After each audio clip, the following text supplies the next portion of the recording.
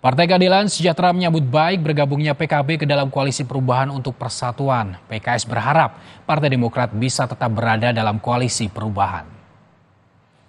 PKS menghormati keputusan Partai Nasdem dan PKB yang mendeklarasikan duet Anies Baswedan dan Muhaimin Iskandar sebagai bakal Capres dan Cawapres 2024. Presiden PKS Ahmad Saiku mengatakan nama Muhaimin Iskandar sebagai bakal Cawapres akan diusulkan untuk dibahas pada musyawarah Majelis Syuro PKS.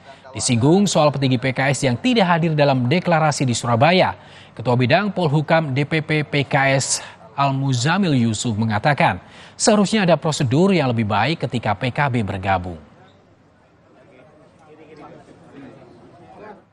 Adapun rekomendasi nama Bapak Abdul Muhaimin Iskandar sebagai bakal calon wakil presiden insya Allah akan diusulkan untuk dibahas pada musyawarah Majelis Syuro Partai Keadilan Sejahtera.